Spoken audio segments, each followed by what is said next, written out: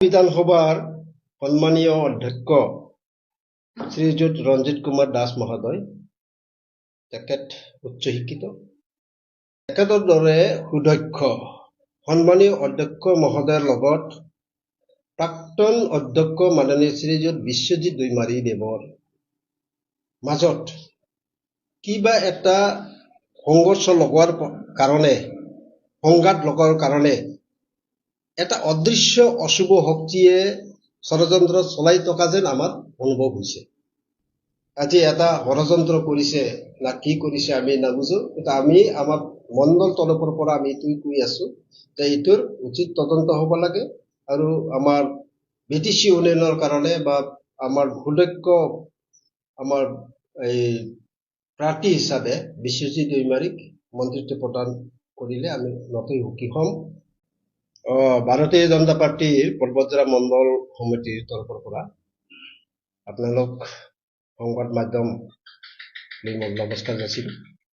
আজি বিশেষ কাৰণত আমি এই প্ৰেছ মিটটো দিবলৈ বাধ্য হ'লোঁ। যোৱা কেইদিনমানৰ পৰা বিভিন্ন প্ৰচাৰ মাধ্যম, প্ৰচাৰ পত্ৰত প্ৰকাশ পাই আহিছে যে অসম বিধানসভাৰ প্ৰাক্তন অধ্যক্ষ মাননীয় শ্ৰীযুত বিশ্বজিৎ দৈমাৰী দেৱৰ বিৰুদ্ধে আমি ভাৰতীয় জনতা পাৰ্টিৰ সাধাৰণ কৰ্মী হিচাপে এইটোৱেই প্ৰশ্ন যে তেখেতৰ কেলেংকাৰীৰ বিষয়ে আজি মন্ত্ৰী সভা কেইদিনমান পিছত সম্প্ৰসাৰণ হ'ব, তাৰ আগে আগে কিয় এনেধৰণৰ প্ৰচাৰবিলাক হৈ আছে? তো বিগত 5 বছৰত কিয় এই কেলেংকাৰী বিলাকৰ বিৰুদ্ধে মাত মতা নহল? অসম বিধানসভাৰ সন্মানীয় অধ্যক্ষ শ্ৰীযুত ৰঞ্জিত কুমাৰ দাস মহোদয়, তেখেত উচ্চ শিক্ষিত আৰু অত্যন্ত সুদক্ষ, উচ্চ মনোভাৱাপন্ন সন্মানীয় ব্যক্তি। তেখেতৰ দ্বাৰা এই মনোবৃত্তিৰ দৰে আচৰণ যে হ'ব এইটো আমি কেতিয়াও বিশ্বাস কৰিব নোৱাৰো।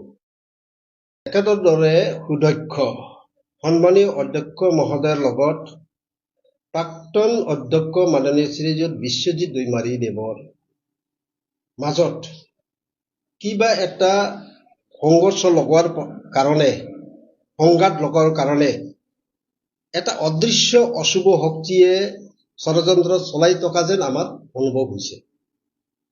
আমি মৰ্মাহত, কাৰণ BTCৰ 4টা বিধানসভা প্ৰাৰ্থী দি 4টাতে BJPৰ পৰা আমি জিকি আহিছো।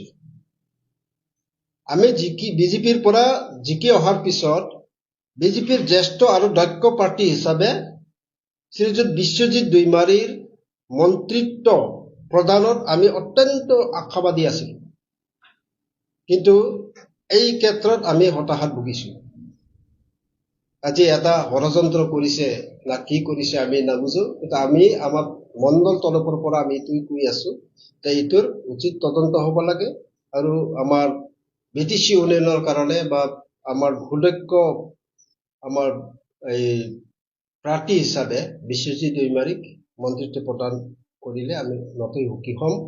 আজি সংবাদমেল পাতি উৰ্ধতন মহললৈ আমি এই দৃষ্টিটো আকৰ্ষণ কৰিলো। ভাৰত মাতা কি জয়, বন্দে মাতৰম।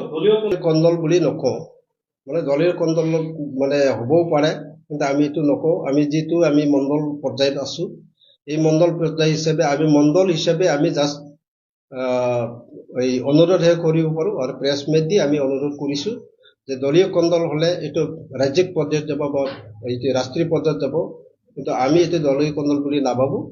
কিন্তু আমাৰ যিটো সন্দেহ হয় যে এই মন্ত্ৰী সভা সম্প্ৰসাৰণৰ আগে আগে কিয় এই কেলেংকাৰী আছে না নাই, এই বস্তুটো কি ওলাল? আমাৰ এইটো সন্দেহ হয় যে আমি অলপ আগতে কোৱাৰ নিচিনা যে আমাৰ যিটো বৰ্তমান অধ্যক্ষ আৰু প্ৰাক্তন অধ্যক্ষৰ মাজত কিবা সংঘাত লগোৱাৰ কাৰণে, নিজৰ মাজত কিবা লগোৱাৰ কাৰণে অদৃশ্য শক্তি, তৃতীয় শক্তি নিশ্চয় এটা কাম কৰি আছে, এইটো আমাৰ সন্দেহ হয়।